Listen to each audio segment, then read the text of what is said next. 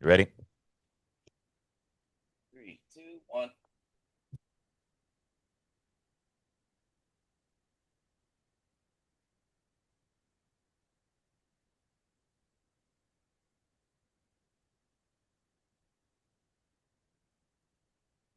Ladies and gentlemen, boys and girls, it's the Divine Brothers podcast here. Wrapping things up a little quickly today because Austin's got a movie to catch. Yeah, we were talking about those horror movies, The Conjuring. Chase is not a fan. Yeah, I always thought they were fun. Like those paranormal activity movies, they were just fun. Like a good thing to go see with on a date night or something like that. Well, what's your problem, Chase? What do you got against these movies? I love horror movies. Rarely is there a good one. I think the first Conjuring was decent, and then they just started to suck. But I go to see a horror movie to be, you hope to be scared. I don't want to have fun. I want to be like, damn, that was fucking, Jesus, that was So just you disturbing. go to the movie, you go to the movies alone. Well, Yeah, you have hopes. I never go to a horror movie in the movie. Who the fuck goes to the movie theater? You watch it at home. with a Jesus. date. That's what you do. Like going with a date to a horror movie. That's a classic move, man. I go to I all the never went. time. Like, Rarely did I go yeah. on dates to a movie because you can't talk. It to me, it's just like, what are we figuring out here? We're watching a movie and then parting ways. See, our problem, Chase, is we always assume talking is the point, but a lot of people, it's the experience. Yeah. Like I was talking to a girl the other day. Um, I work out with this girl sometimes. She's the wife of one of my buddies, and I've become her de facto gay best friend. But anyways, she's a concert goer, loves concerts. She's been to like 50 concerts in her life. She's seen everybody. You know, I fucking hate concerts. I've never enjoyed one. Like even going to a live show at a bar, I hate that shit. And it's the same reason, Chase. Like I want to talk to people, and you can't fucking talk. They never sound as good as they do on the CD. All that sort of stuff. So but she was all about the experience, like going into the mosh pit and, like waving your hands in the air like you just don't care and screaming and going crazy and stuff. And yeah, maybe that's just something that's missing from us. We don't do that shit. So who knows? But Yeah, you I wouldn't. like You wouldn't do that on a date, would you? You wouldn't go to a concert on a first date, would you? oh, I think that would impress somebody. You take a girl or a guy to a concert to an artist they like, they would be super stoked for How do you that. know if they Yeah. like them, though? I mean, how do you? Yeah. Well, I'm just saying. I'm saying I could totally see that as a date. What were you gonna say, Austin? That's like movies are like a lost art. I remember like before the internet and streaming services, when you went to go see a movie, it would be like packed to the gills. Sometimes they'd be sold out. And you would be able to experience like the collective reaction, and you left the movie having a clear idea like what people felt about it, whether it's bad or good. And I feel like you need that collective or communal verification because sometimes you watch a movie, you're not really sure, and we're all atomized and we talk about it like way after the fact. But I think it's exciting and it's like wholesome to watch a movie with a bunch of strangers and to kind of share your reactions and hear people laughing and gasping. It's quite interesting. It's a I mean, have lust. you ever had that experience? Have you ever had that experience, Austin? Going back to the movies, when I saw Superman, this latest one that I quite enjoyed, there's a lot of people in the theater. It was almost completely full, and it was very interesting. I felt like I was taking part in like a communal ritual that just really doesn't exist anymore. See, the experience I never had, and I always wanted to go to a black theater, where they all talk during the movie, like the whole classic stereotype.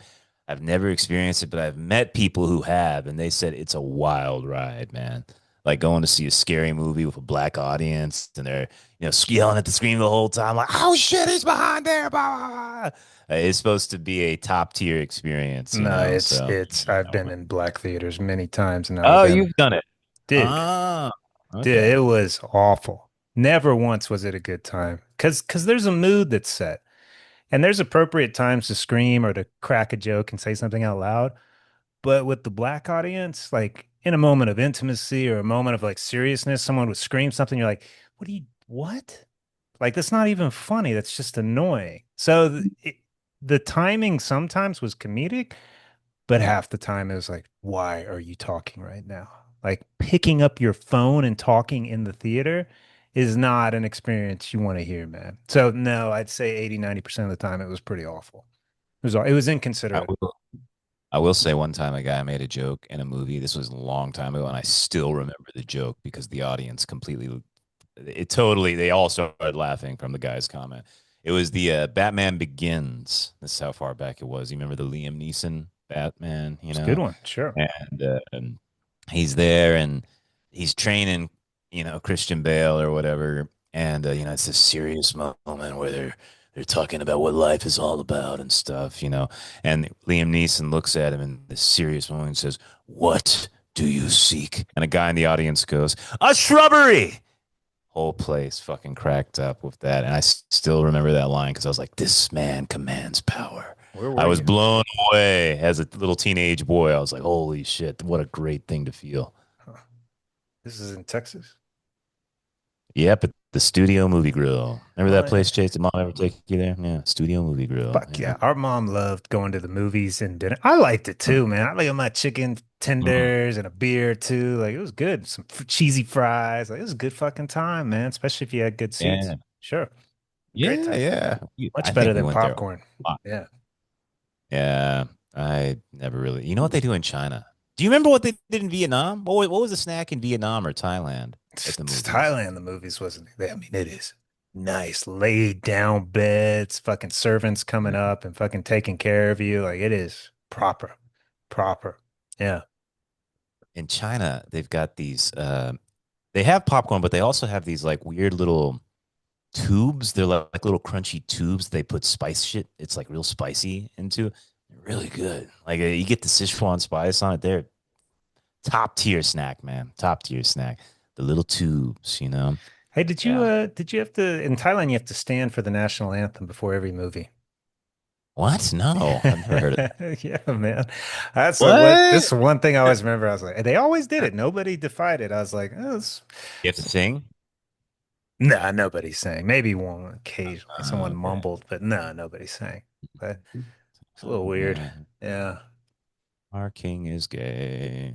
Thailand, that's I had the one most memorable movie experience I ever had. It was I saw that movie about the drummer and the crazy teacher, Whiplash. Flash. It was intense. It was a good movie. And I went in Thailand, and Thais didn't know what the fuck this movie was about. No, but it was middle of the day. Nobody in this huge movie theater. Nobody's in there. I have it to myself. And having a movie theater to yourself is pretty fucking awesome. I'm right center in the middle, got my popcorn and a drink, and one person comes in. One, this little gay guy, and he sits right next to me. He bought the ticket right next to me. And it was a mix of emotions. At first, I was unbelievably livid. And then looking at him and just how petite and small he was, like, I can't be mad at this guy. He's not a threat. And then eventually I just ended up sharing my popcorn with him and we were talking. He spoke good English and we just enjoyed the movie. Yeah. Turned out pretty cool. See, there you go, Yeah. Chase. Yeah. And I sometimes had, you're not justified. I had an experience like that. I saw the newest Aliens movie at like 2 o'clock on a Wednesday, Yep. and I was definitely the only person in the auditorium. It was What pretty exciting. it's kind of cool, isn't it? It's kind of like your own personal fucking just theater. Yeah. I kept looking around and be like, I technically own this space for the next like 2 hours? It's just me. Not Also, one person came in. did it occur to you I'm just curious. I'm curious how many people go the Pee Wee Herman route. Did it occur to you to whip out your dick and start whacking off? Did that Uh, occur? you know what? It didn't occur to me because especially it was an aliens movie and it was like didn't Yeah. seem appropriate. But you know Yeah. they got cameras, dude. They got cameras in all those auditoriums. They're watching you. They're looking at you.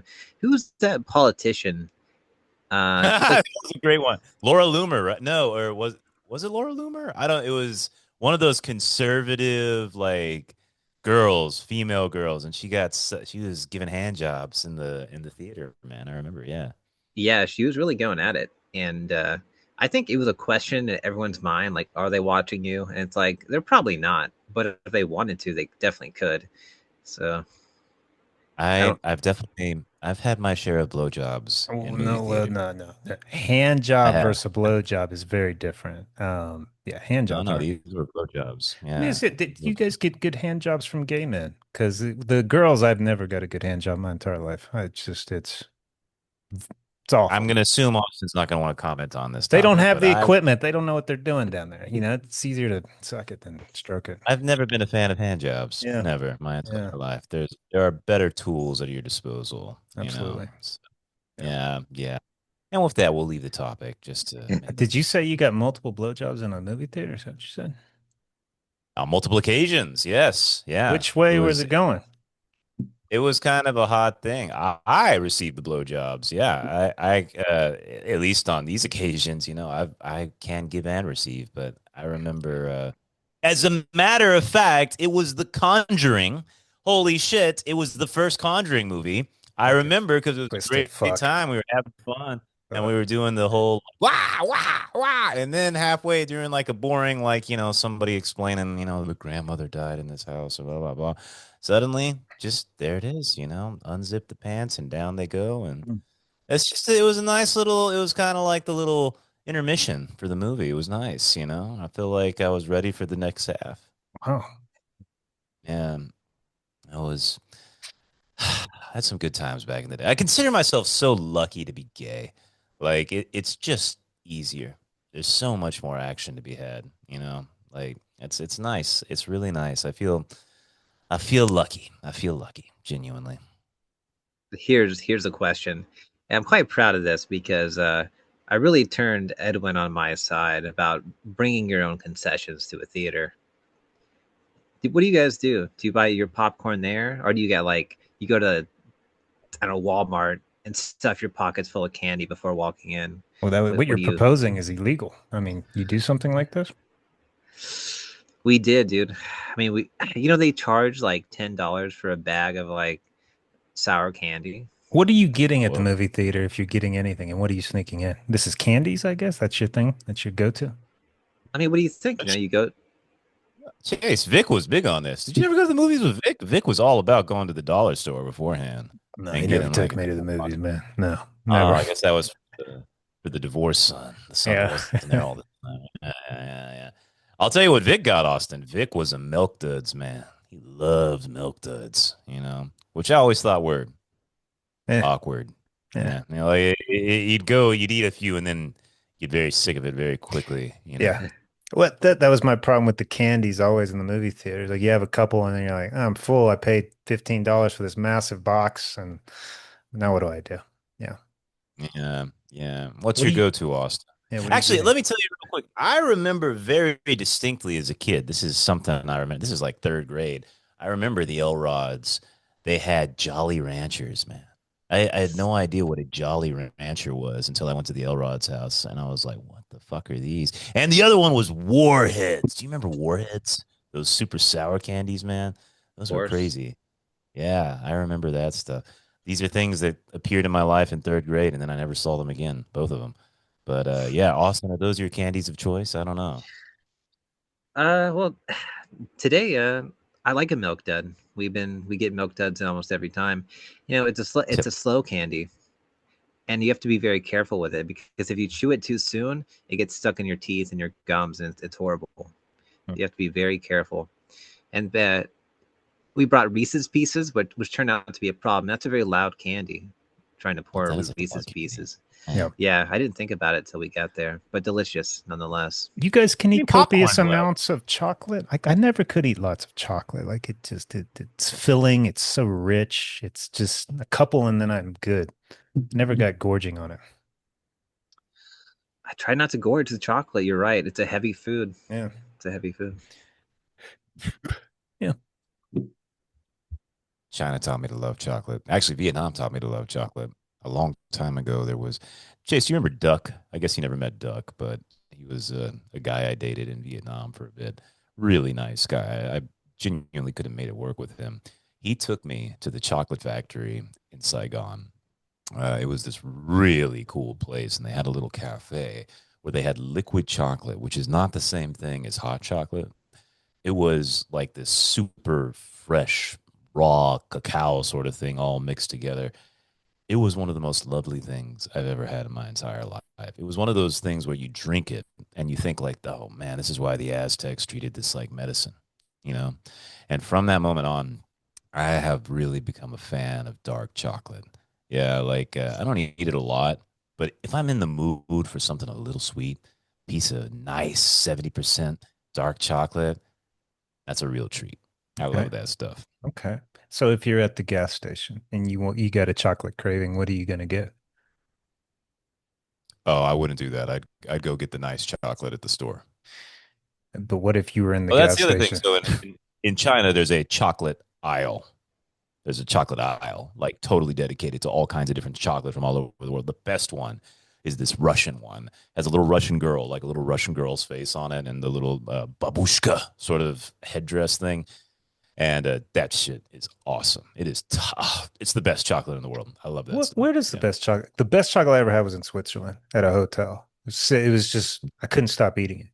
I don't know where the best chocolate in the world comes from. I don't any ideas? I want to say Switzerland, or am I completely off with that? I have no idea. that shit in Vietnam was great, man. I'm There's telling you, no way it it's was. the best That in the was world. amazing, amazing. The Swedes might be roasting it, but most of your raw cacao comes from Africa. Actually, there's a huge problem with child labor connected to the cacao trade. Well, kids like chocolate, so that Yeah, makes sense. They I don't give saw those kids any chocolate. No. Austin. I saw one of those sort of documentaries once about vanilla production in Africa and stuff because Mm. vanilla is like crazy difficult to produce, and you only get a tiny bit, like a few beans from every tree. Holy shit! That talk about dark.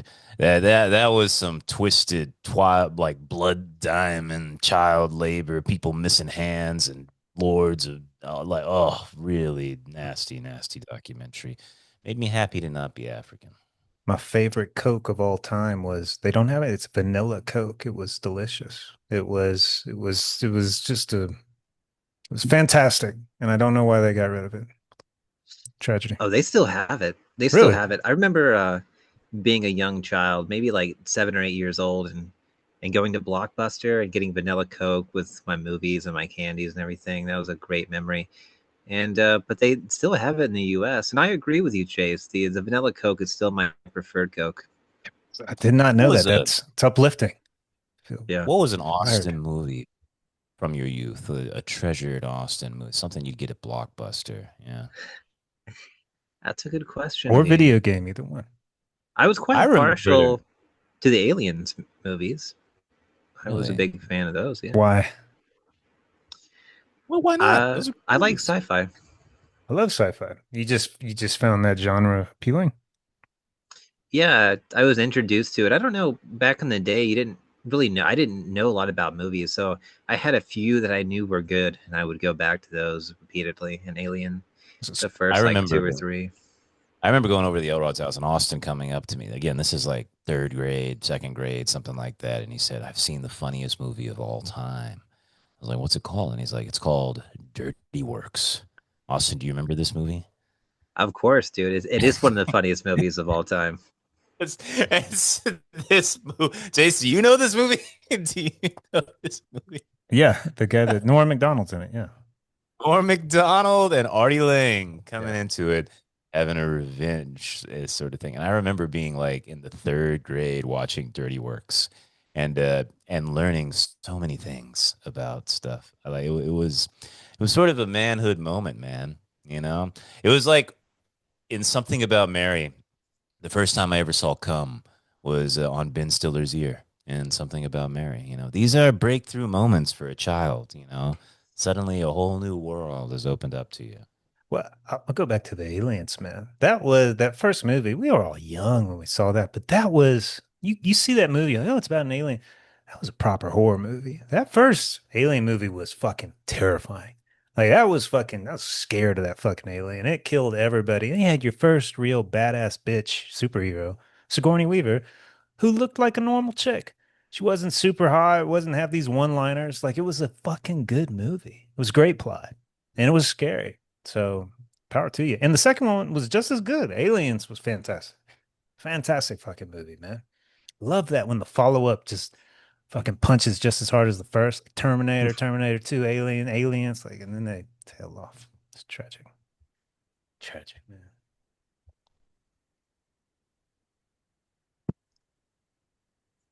What do you think? Any news, guys?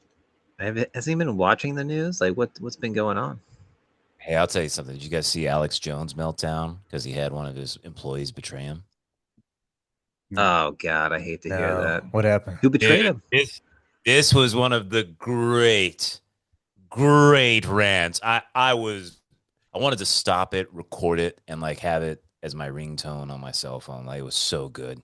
He Alex Jones, some guy who'd been working with for years and years, like quit, and Alex Jones says he gets on he gets he, he gets on there and he grunts. He like makes noises like and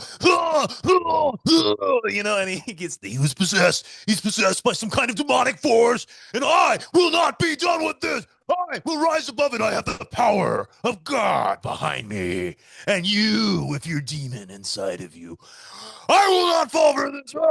It was like 10 minutes straight of just this, and I was there in all. It was so like second grade awakening evangelical preacher, like fire and brimstone, and I was totally amazed. I was totally amazed. It was beautiful. It was awesome, and the comments were just like they were just like, I love this man. It wasn't even making fun of him. They were like, I fucking love this man. It was great. It I was so was good. scrolling YouTube today, and one of those random polls, and it goes, "Should Alex Jones be banned?" And I was like, "Well, I wonder why they're asking that." I didn't even think twice about it. I guess for that rant, it was 55 no, 45 yes, 10% undecided. So there's a lot of people out there that still just they can't take it, man. It's a good chunk. We're not gonna forgive him for that Sandy Hook shit. That was too much. But Whoever but but whoever went you after that's how you kill somebody right well, there. That's how you eliminate someone's reputation. no, man. What is the Alex Jones rule in y'all's head? Is it 80-20? Is it 70-30? Like most of what he says is based in some type of fact. And then there's a good chunk that's just complete nonsense. So you always have to keep that in mind. I don't know what the proportions are, but that's Alex. It's Alex, man. He's necessary. You have to have somebody like that. I wonder what that employee did. They don't have them in China. I'll tell you that much. As a matter of fact, do other countries have Alex Jones? Like, is No, there an like India not no, there's no American. Japanese No, Alex Jones? there's no way. There's no So I'm way. I not bet so they sure how necessary it is, Chase. Yeah. Well, they yeah, probably it do. is. It's absolutely necessary. That's why America's unique, man. You can have an Alex Jones. I don't agree with banning him. That's fucking insane. Let the insane people speak. No, I don't agree with banning him at all. There's a time where I watched Alex Jones kind of frequently. I don't think he's a bad guy. I don't think he's out to hurt people. I think he gets a lot right, and I think he's gotten a few things substantially wrong.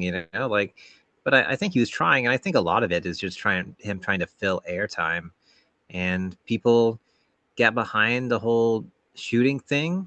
And the sad part is he got sued for like $1 billion for, Billion. Billion. It's and crazy. there's a lot of stuff that happened. Like he was getting sued by like he mentioned this FBI agent. I don't even think he mentioned the FBI agent's name, but the dude sued him for like $15 million and won. So I think the courts were against him from step one. I think he was targeted. I think it was Project Veritas had a guy talking about Alex Jones that was part of the FBI, how they were like actively trying to set him up to fail in different ways. And when he did make a mistake, and I think the Sandy Hook thing probably was a mistake, like they took advantage of it, and they even went to his house and he had a nice cat. What are those big cats called? Oh Big. yeah, They're kind of expensive. I know what you're talking Uh, about. a Maine Mancoon or Maine something. Coon, Yeah, yeah, Maine Maine Coon, Coon. yeah. Yeah, they were gonna take his Maine Coon. That's Like they fucked. It's fucked they up. said, yeah, like they hated him so incredibly. Like he had to have been telling the truth about something, and I think he did. Like he did predict 9/11. He did predict that the twin towers would be hit by planes and that it would be blamed on Osama bin Laden. That's probably not the only thing. he was like very much against the vaccines. He called out the Epstein list and all and this kind of thing. So, but what I think about it is like first they come from for this guy and he's the example, and then like that's the precedent. So if they don't like what you say, they can just sue you for $1 billion now, and they've already done it to one guy. Yeah, he's kind of a lunatic. What if they start doing that to people that are a little bit closer to the middle? Anybody who talks about the Epstein list, anybody who questions any kind of shooting, um, maybe they'll do the same thing. So maybe people just stop talking about stuff like that. So that's what really worries me. That it's just a attack on generally on free speech, and especially the kind of speech that the elites don't want you talking about, whatever Yeah, that might be. that poll Well, speaking scared of me. conspiracies confirmed, did you guys see the little mic drop, the little hot mic moment with Putin and Xi? Did you guys see that? Oh yeah. Ah, Chase. So they literally, this is genuinely said where Xi and Putin are talking about organ replacement. And they're saying, like, yeah, it'll be easy to live 150 years so long as we can just keep replacing our organs, get fresh new sets of young organs within us. The genuine conversation and stuff. And you're sitting there and you're like, holy shit, these guys are talking immortality. Like Putin literally said the word immortality will be possible, you know? So these people who are running countries, like, and by the way, you guys, I was here for the military parade. Oh my God. Let me tell you, America's age is over. The empire is going down, boys. The Chinese century is upon us. And Propagandists here. Yeah. uh dude, you say what you want, Chase, but you're not in America right now, so enough said. Neither are Anyways, you. I'm in China, the supremacy, the rising star, Yeah, yeah, sure. But dude, I am convinced these guys are real egomaniacs. What's that word? Egomaniacs? Egomaniac. I think that's it, maybe. But the idea is that these people really are looking at themselves as possible immortals. I think they see themselves as living 150 years. I think she sees himself as a emperor that is genuinely going to live longer and have a greater reign than anyone in Chinese history. Makes Yeah. perfect sense, Putin, I though, think right? And we don't blame them, do we? If you have the technology and you can outlive the normal man by 100 years, you do it, right? I wouldn't personally. I don't know, man. If you're in charge and everything's catered to your whim, I think that's addicting. I'd like to I, think that I I would talk tap out. I don't know if I would. I talk to our grandfather quite regularly, and I every time I talk to him, I get that feeling that he's ready. He's ready to go. You know, like that feeling of I've lived enough. It's time. When you're in your You know, 90s and your organs are failing, yes. But if you're in your 60s, 50s, and they're getting replaced, and all of a sudden decades are added onto your life, I don't think you reach that point as quickly. I saw this on Joe Rogan the other day. Chase, Kelly Osbourne, Yeah, Ozzy Osbourne's daughter, Ozzy's daughter, little chubby thing. You unattractive seen woman. recent Yeah, pictures? Have you seen recent pictures of her? it doesn't matter. She might have got a little bit. Nah. Chase, No, they've gotten plastic surgery in the Ozempic, right? She's a different fucking woman. I Totally see fucking it all the different. time. I know. But here's the point. Like, what do you think about people holding on to youth longer? You know what I Never mean? turns Like, out well. Never turns out well. but I'm telling you, you should look at this picture. 2025 Kelly Osbourne, because she looks better. She looked like I thought she always looked like a pig before. She looks like a kind of a hot girl now. Genuinely, she looks better now than she ever has in her entire life because they're good and good, and they're Well, only going to get better. yeah, You but know, if you ever, the guy Mike O'Hearn, you know who that is? no idea. 90s, but he is a handsome fucking man. 6'3", 230, just muscle. Mike O'Hearn. He's in his 50s now, close to 60. And he's got the hairline, he's got the Botox, he got the lips done. He looks like he's early, mid 40s, but you can tell like, oh, he can't let go. Like But it's it's the getting better, and it's just going to get better and better from now on. It'll never no, get worse. no. I think you've got that Joan Rivers mind in your head. I'm Well, we telling you, are man. we are improving that, but I'm talking up here. This. What does it do to this erodes? Because if you get used to looking at a 30-something-year-old face and you're in your Oh, you mean the 60s, mind? yes, you can't fix that. I think that breaks people. It's like, oh, I look 30, but I'm having existential thoughts that a 65-year-old has because I'm fucking 65. It's not going to end well, man. It's not going to end well at all. There's no balance. I think aging gracefully is a beautiful thing, you know, Sure. even for women.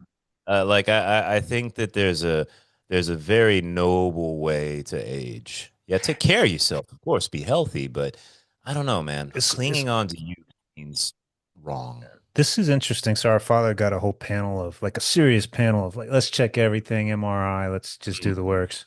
Clean. Fucker's clean and could live forever. I was a little disappointed. I told him that. But when he told his buddies, he's like, yeah, I think they were a little. He's like, they didn't seem that happy. I was like, you know what I mean? Like people that got longevity and clean health, especially the people when people don't have the health, like I think get a little jealousy coming in there because genes play a Yeah, huge factor. And sure. I've always liked the idea of eugenics to a limited degree because you got shit genes, you're fucked. You're fucked. And you can't be having kids with people with shit genes. Like it matters so much, man. It's serious shit. Yeah, I agree. It's such a dirty word. There's always ethical concerns like the first people to get these kind of gene editing therapies are going to be very wealthy people, and they already have massive financial and economical advantages. And then their kids are going to be like 150 IQ, 6 foot tall, good at everything. Like they're already kind of above us in a very substantial and real way. And now they're going to be truly above us in like intellect, which a lot of these people, you can be born wealthy, but you can still be like average intelligence or, less than average. And that kind of like puts you on an even playing field. But then you're born a billionaire's child. You have 145 IQ, higher than Einstein. You're going to 150 years old. Like you are now another kind of entity. Like you're not human anymore. And like they already think of themselves, these people, a lot of the elites already think of them as transhuman in some form, or now they're really going to be like that. And I think it's very scary. That's a very scary idea. Is it scary? I To think me, it's just there's this is the process. There's going to be a gap, and the gap's widening, and there's going to be an elite class, and there's going to be the rest of us, and they'll probably kill us off to a limited degree with a disease or some type of apocalypse, and they'll be said. you'll be first, Chase. No short people can be tolerated, you know. Dude, COVID almost took me out, man. So I mean, I have there's no doubt in my mind if it's more serious disease. So I was like, I'm finished. My only hope is to leech on to somebody wealthy, and I'll try, but I doubt I'll make it. I'll doubt it. Austin, have you ever read Francis Bacon? Great name. Uh, yeah, I've read it like a few of his essays. I haven't read his longer stuff. He's got an essay on beauty, and one of the quotes from there is, "There is no great beauty without imperfection." And I think that there's a lot of truth in that. Great You quote. know, like there's got it. Like I Patrice O'Neill had a great line where he was talking about there was some hot girl in the studio. He's like, you're hot, but it looks like if your dad would have twisted his nut another way, you would have been retarded. You know, like there's something in her face that's almost a little retarded, looking like a little Down syndrome, but it didn't go that way. It went the hot way instead. He's like, that's what makes her cute. And I think that those are the calculations people make all the time when it comes to attraction.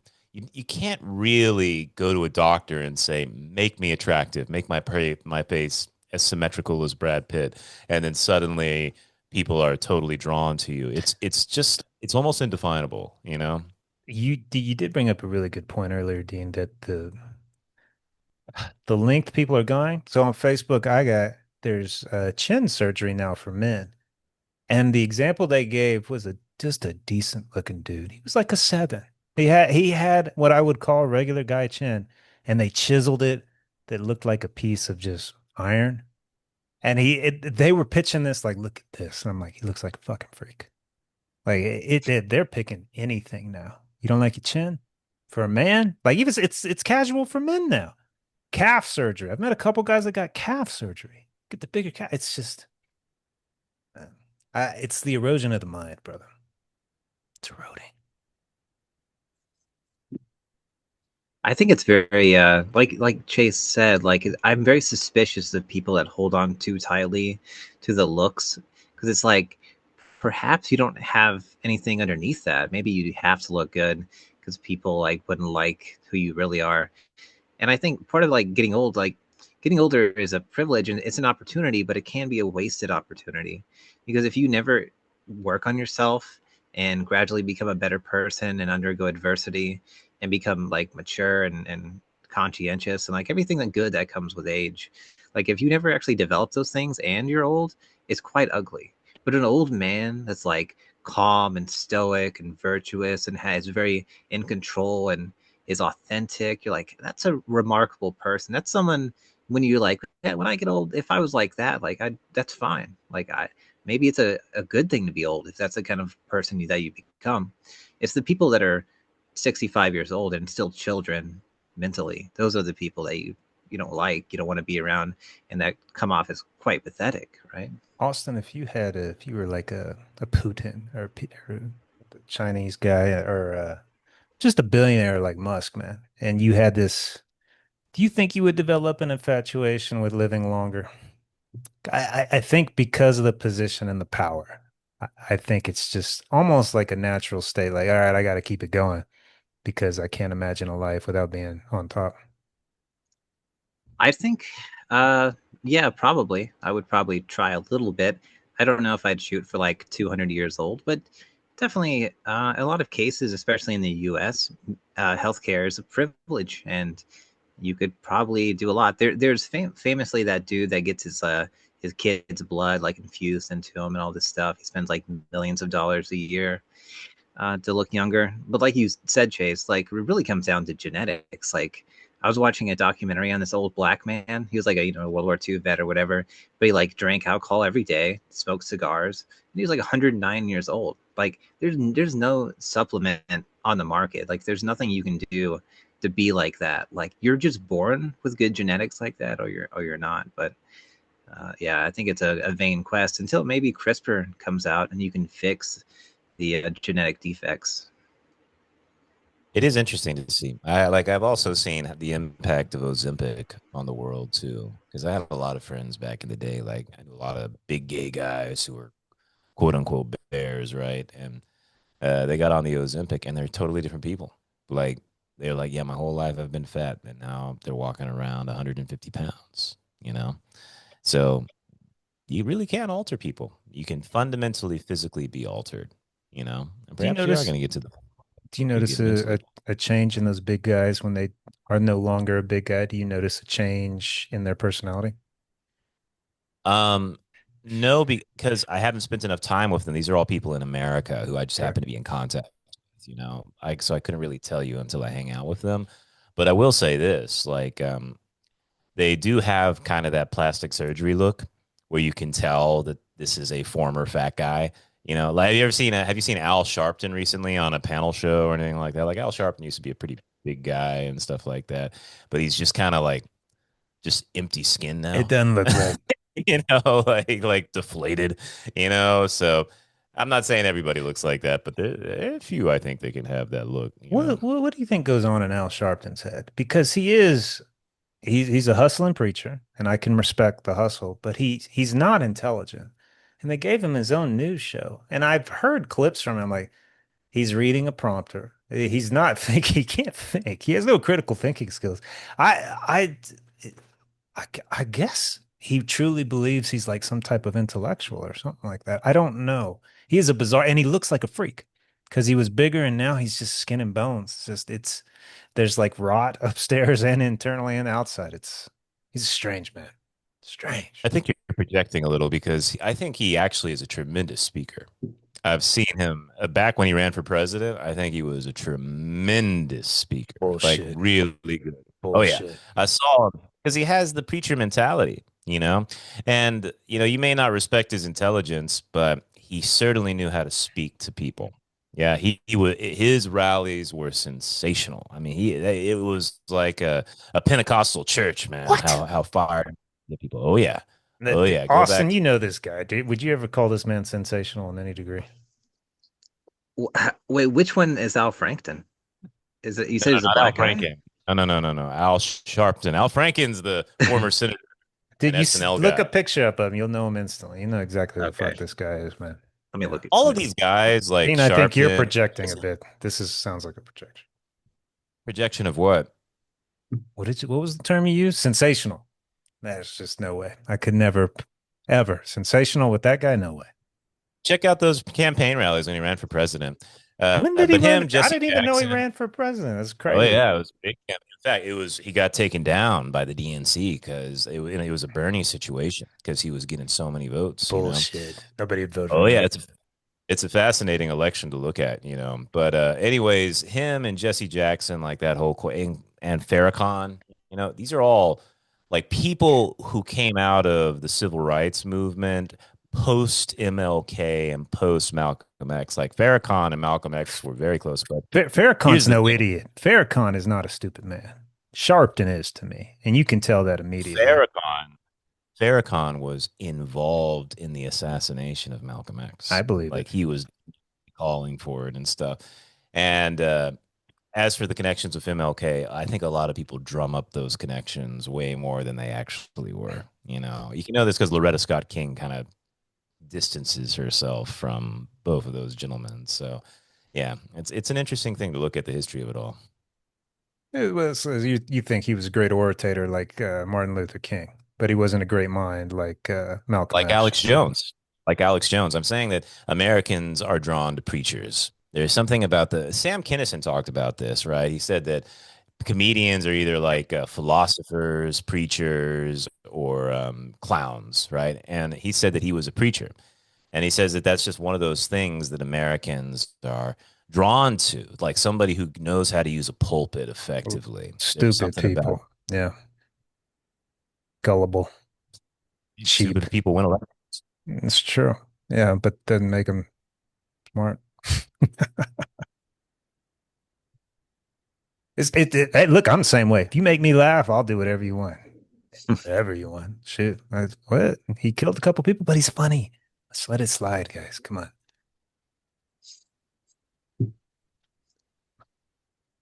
I did look him up, and yeah, I am familiar with him. I've heard him speak too. He was a good, relatively good speaker. But like, you can be, of course, really good at speaking and not being super intelligent outside of that, for sure. But I will say, if I could, because like, as someone who's like gone through, like anxiety, depression, like if they figured that out, like I'd be one of the first people in line. So What I do you think mean? it's like What are you talking about? Cure. yeah, like let's A say lobotomy cure? no, like a genetic cure. Like if CRISPR could cut out the part of your DNA that makes you inclined to depression, you would do it. Yeah, because like I mean for you, if you could increase, let's just say generally, you could go in and you might be technically a different person, but they say you're going to be 25% smarter, you're going to be 25% happier, you're going to be 25% better at whatever you want to be at, video games, everything. Would you do it? Well, when I did that neurofeedback with the neurologist, we would go to these concerts, and the big one was in Cancun for this neurology conference with these doctors. And we flew down there, and they had these machines that were not regulated yet. I forget the name of the agency that says it's a medical device that's appropriate, but the claims, three of them I had at dinner. Three of these guys had their own machines. Like, I will make you 10 points smarter on your IQ with this right now. This was 2012, 11. We blast this. My son had learning disabilities. He's above average IQ now. So these are bold claims. These are case studies with no real credit. But back then, like in the Wild West, they're like, yeah, we can already do it. Dude, if they are claiming that, they already can. They already can, man. The snippet cut it, and they sure as fuck ain't gonna share it with you. They ain't gonna share it with us, man. Hey, I can raise my IQ 25 points and keep the layman the layman. Just keep that hush hush. There is no way that's getting out, man. They already got it. Well, Austin, I think that it's interesting. I'm curious how you feel about your state of depression now. Do you feel like it's the same as it's always been, or do you feel that it's become more tolerable with age? Well, I think it's I go through the phases definitely. I have much better tools to deal with it, like meditation, for example. So I'm way better off than I was like 10 years ago. But I'm still working at a disadvantage. That's how I feel like.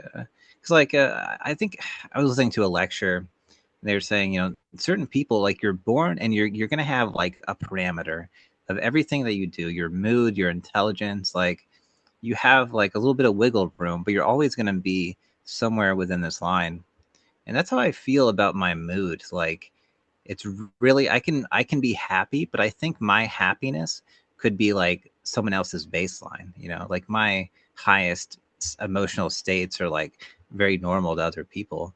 And so I think when you generally have depression, it's like you're always working at a disadvantage.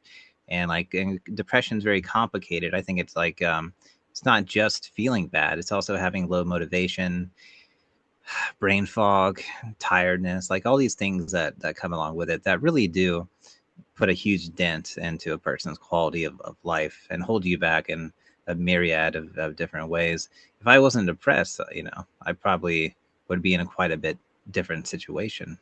I probably It's interesting. even well, even given like some degree of adversity, I don't even think my childhood was that adverse.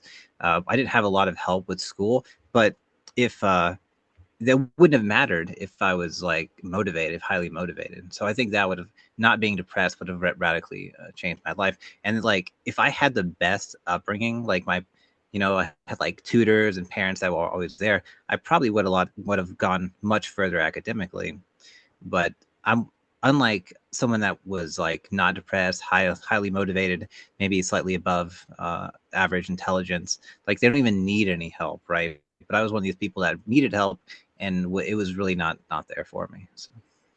One of the things that I've noticed, there are, I can half agree with you, Austin, but the other half to me is taking it back to meditation, because I do really believe in this idea of there being sort of a sanctuary within all people that you can access. Yeah. And when they do talk about the joy that can come in this place, I think that joy is equal for everyone personally. Yeah. And I think in the same way, when it comes to the curses and blessings of genetics, yeah, I still believe that these are not um, indefinite excuses for failures in lives, that there are ways to cope and triumph over these things. And I think history is a series of those triumphs. So yeah, I see what you're saying, and I can understand about that feeling of being kind of locked in this particular pool, and you can only stay within the confines of that pool, and maybe your happiness is one baseline. But when I found that joy in meditation that was sort of unfelt in other parts of life, and the assumption that everyone has this within them, I don't know. I'm starting to doubt that. I'm starting to think maybe everyone is capable of experiencing that level of joy. Do you think so, Austin? Well, I think there are people that are truly incapable of it, Hmm. for sure. But I think, yeah, I see it as a spectrum, and dude, there's people out there that I think are just like great meditators right off the bat. Like, I had to put a ton of energy into it, and many years, and to be good at it.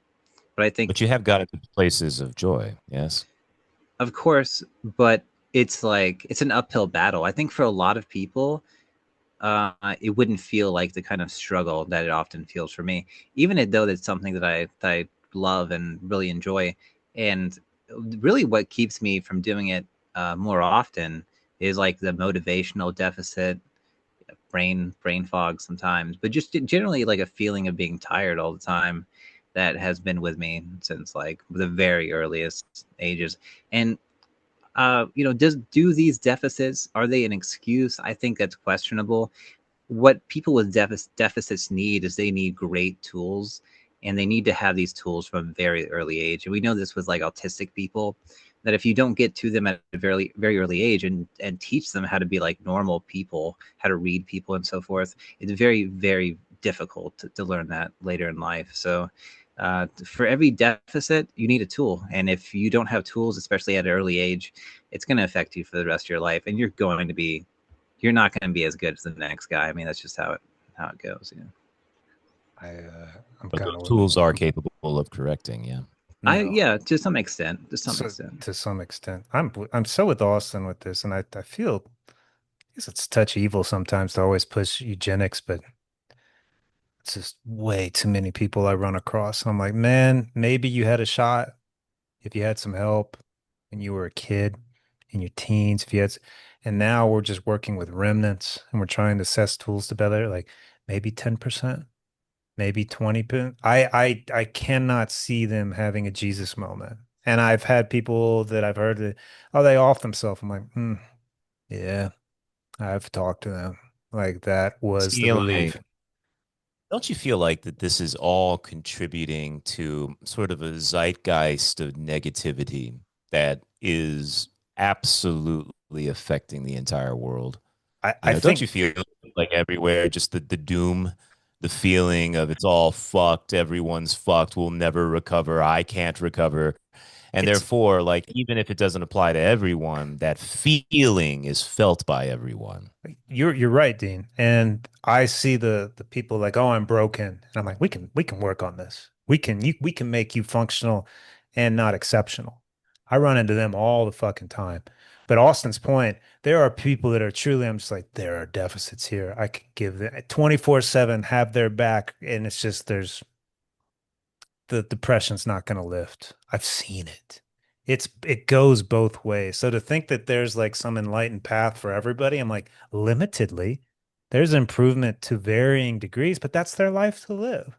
That's where life lives. Yeah, And the but only even thing improvement is something, that's it's still a path to. possible, subtle, but it's subtle, and sometimes they don't recognize it. That's why I'm like, look, we got to be careful with who we bring into this world. And I get the elite saying, hey, certain people need to live, certain people don't need to live. And I'm like, I kind of get it. I kind of get it. I get it. Makes sense. Yesterday was the first full day of work for me, and there was a lot of serious negative energy because there was all kinds of shenanigans. There was big fuck ups from the administration, huge tension, and every single teacher was just radiating this frustration. Like when you're working at Austin, or you're working a shitty job where everybody's miserable. You feel it, and it starts to penetrate within you. And I could feel it really getting to me. I could feel the contagion start to fuck with me. And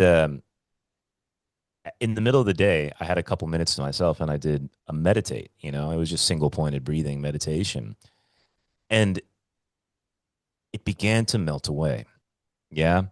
I could see that this zeitgeist was just something I was perceiving, and it was just as easy to focus on my breath as it was to focus on that, you know, and the shit went away, and I just, what I'm trying to say is like all these things that I'm experiencing are making me rethink how much we have to be subjected to the pain, the slings and arrows of outrageous fortune. Yeah, I'm starting to think that there are ways to really endure it better, even if it's really something that it's deep inside of you and you feel like you can't escape it. Even that, there is some way to at least get relief.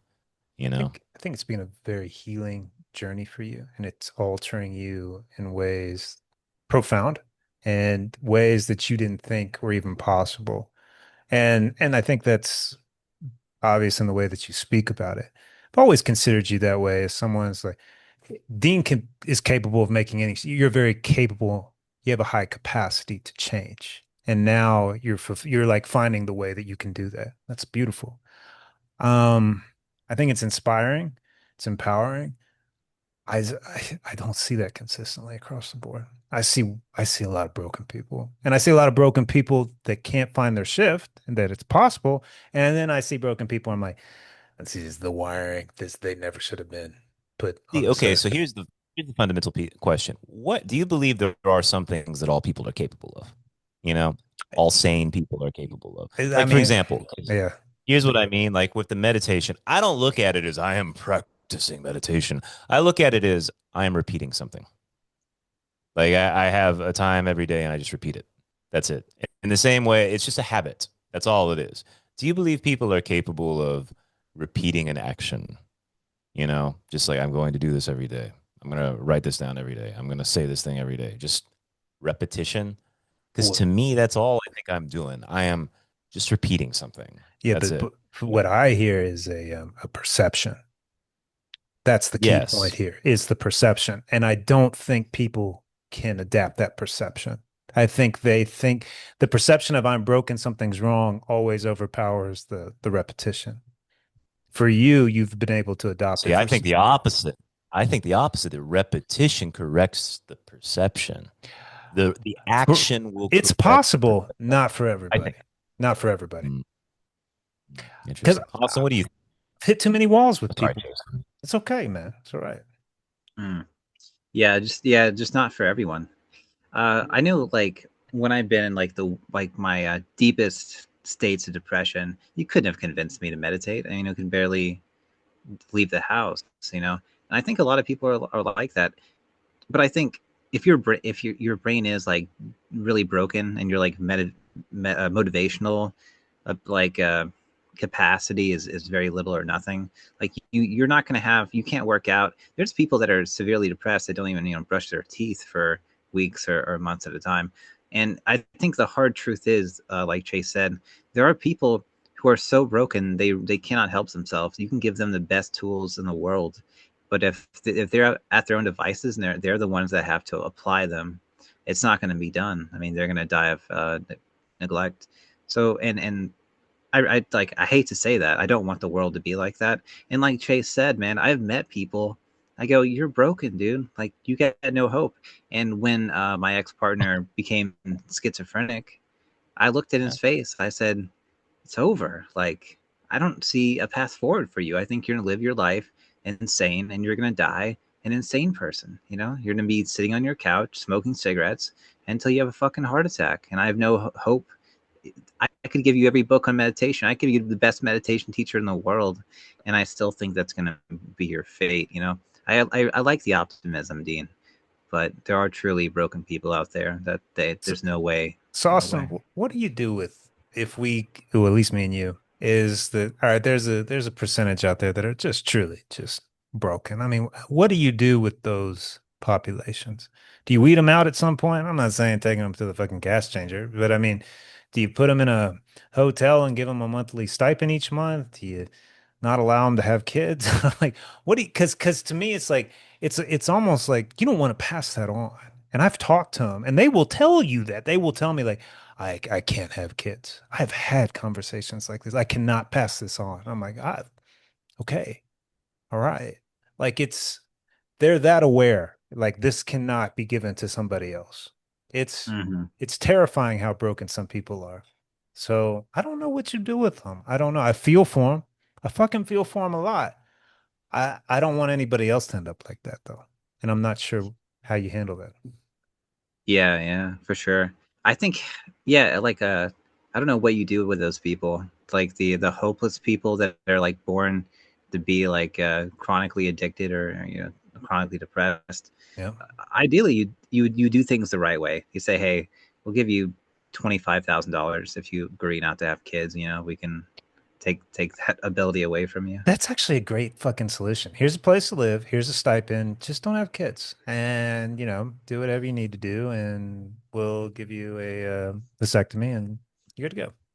Yeah, Yeah, it is such a dangerous idea because, like, that's where the Nazis started, is insane asylums and stuff like that, and killing alcoholics. But I don't agree with that at all. I don't agree with it at all, and I don't think it's subject to race. I think it's just certain people, no matter what race they are, they have broken genetics, like you said, and it's just simple that you try not to pass those on, or you do have kids and you fix it with CRISPR, and then you have healthy children. let me.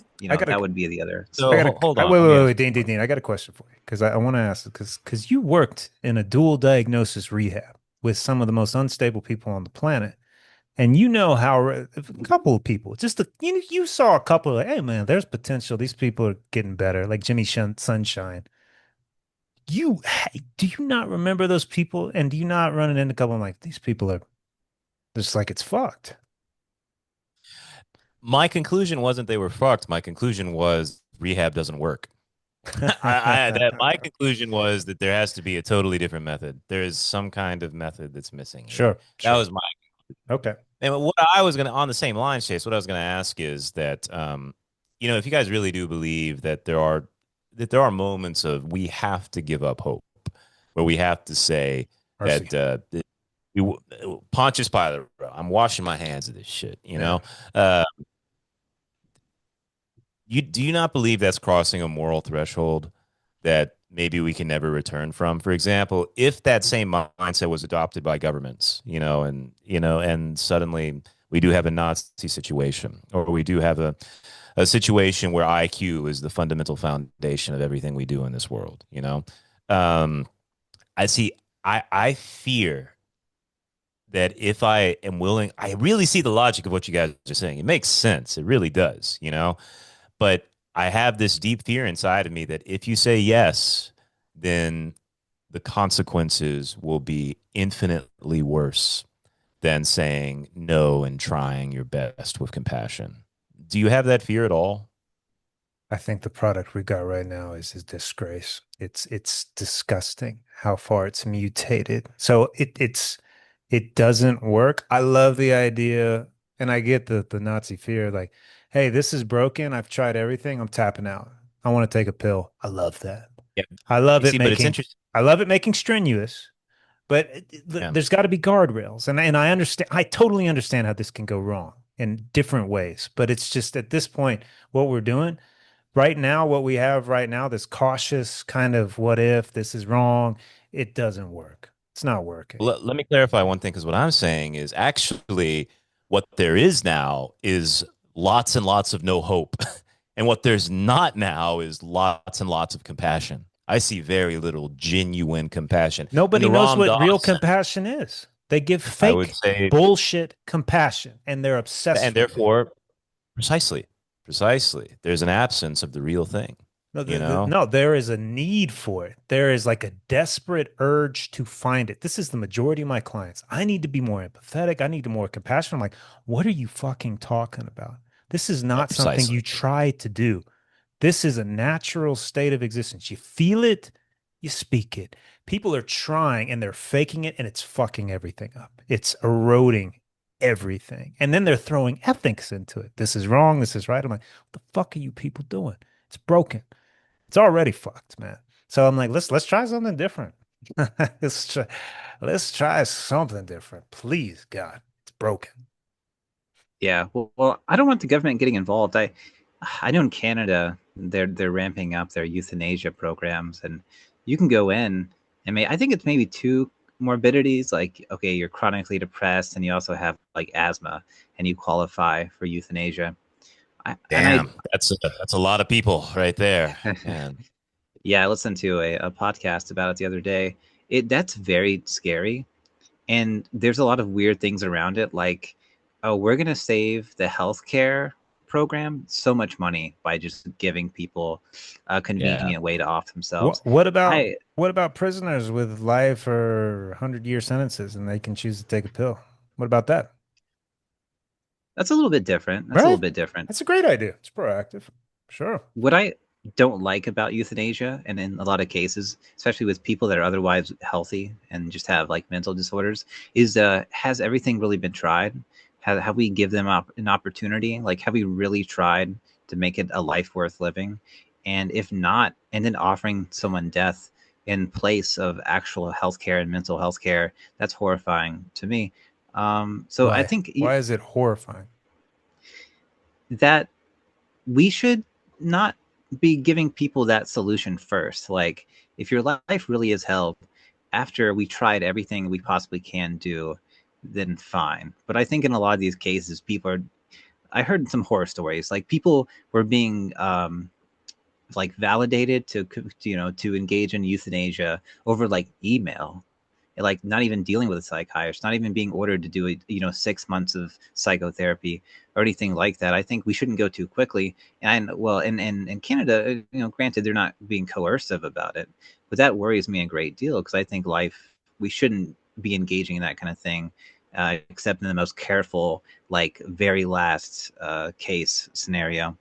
But as far as like sterilizing people and that and so forth, I think that's okay, but it should not be coercive. There should not be no stick. There should be only a carrot, like the money situation. We give you a place to live. It has to be voluntary, dude. You can't be showing up at people's houses and euthanizing them because they're like chronic addicts or whatever the case may be. Well, That that's that what worries Dean me. that's the risk Dean's saying. It's like that it could come to that point. It's like if AI takes over, maybe not. Maybe not. Maybe we have the supreme intelligence that says who gets to evolve and who doesn't. Most Sure. likely. Yeah. I think you're spot on about compassion too, Chase. People don't fucking know what it is, Zero. you know. Yeah, there's we all agree there's something wrong with the world. So there's a need for it. It's just like Chase. I mean, didn't you get that same feeling at the rehab too, of just like, yeah, I understand thinking these people are fucked, but I remember thinking like, this doesn't work. This doesn't fucking work, Like, yeah, it's my 13th rehab, yeah, it's my 14th rehab, blah blah blah.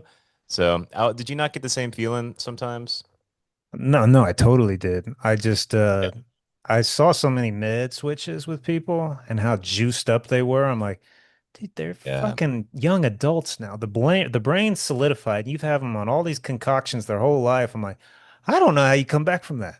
There was never a It's good. baseline to start with. Like you fucked Yeah, them. Like it's just a failed experiment. So I was like, hey, if they want to tap out, I kind of get it. Yeah. it's fair enough. Austin, got to go to that movie, man. Yeah, I think this is probably a good place to stop. All right, guys, we're gonna call it there. I think in the beginning it was a little bit nonsensical, but there at the end, I think we were really good diving into some deep shit there. I appreciate Intellectually it stimulating. Euthanasia. very much so. All right, ladies and gentlemen, boys and girls, thank you for listening to the Divine Brothers podcast. We will see you next time.